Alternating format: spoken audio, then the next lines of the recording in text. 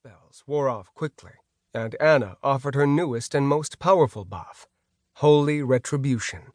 5% chance enemy attack will rebound. Duration, 1 hour. Tweak cast a buff on the group with a 10% chance of inflicting our attackers with something called Rotting Flesh, and Kit cast a spell that left us all with a ring of vines on our heads that gave us a 25% increase in nature resistance.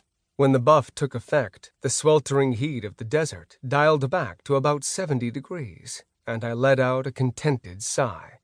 I tapped my interface and brought up the new tab for buffs and selected Blessing of the Flame Lord, which offered my friends a 50% resistance to heat and fire spells for 5 minutes. It had a cooldown of 30 minutes, but it worked well with my Scorched Earth ally buff. Ember moved to the door and pressed herself up against the wall. She offered Trinity a nod, and the warrior in turn glanced back at me. I gave her a thumbs up, conjured a magic bolt, and prepared to face whatever came out of the door. Tweak and the girls took up offensive positions as well, and Trinity unsheathed her enchanted sword. My badass blonde warrior yanked back on the door handle, and the door flew open. She brought up her shield and prepared herself for the attack, but no attack came. We waited, but the only thing that greeted us was the slow moan of wind moving through the door and the darkness beyond. Trinity slowly entered through the temple door, and when nothing immediately happened to her, we all followed. Tweak went first behind Trinity with his hands gripped tight around the hilt of his own underworld sword. Ember followed close on his heels, but immediately upon entering the temple, moved to the right to slink along the shadows. I followed Ember, then came Kit, Cecilia, and Anna, who took up the rear. The temple was dimly lit by glowing crystals that sat in elliptical alcoves in the smooth sandstone walls. A fetid stench lingered there in the dark chamber, the stink reminding me of ripe compost on a hot summer day, with the fungal pungency of a basement on top of it. There was only one way to go, so with a glance back at us, Trinity moved toward the other end of the tubular chamber where only darkness lay.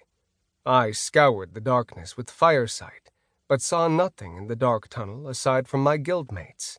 For their benefit, I cast Scorched Earth on the stone tunnel floor, illuminating the gloom and at the same time buffing my guildmates. We slowly crept along the tunnel behind Trinity, and I couldn't help but feel like we were walking right into a trap.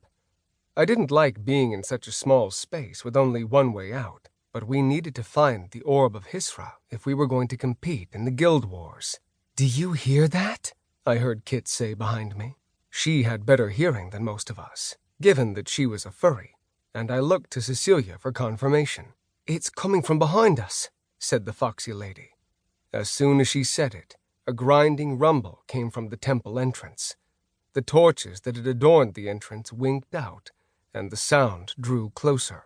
Then the patch of floor that was still burning from my Scorched Earth spell went dark, and I realized that something very large was coming toward us. "Go, go, go!" I yelled, and my guildmates and I began sprinting down the tunnel. I cast Scorched Earth to light the way and possibly inflict some damage at whatever the hell was following us. The monster rumbled and growled, and a sound like giant claws shearing the stone chased us in the dark. "Something's coming from the other direction as well," Trinity yelled back at us, her voice sounding far away. I glanced back the way we had come and enabled my firesight. I didn't see the heat signatures of any life forms. Instead, I saw a circular outline of orange sparks. It took me a moment to realize what I was seeing, but then... "The tunnel is closing on us from both ends," I warned, and whipped my head the other way.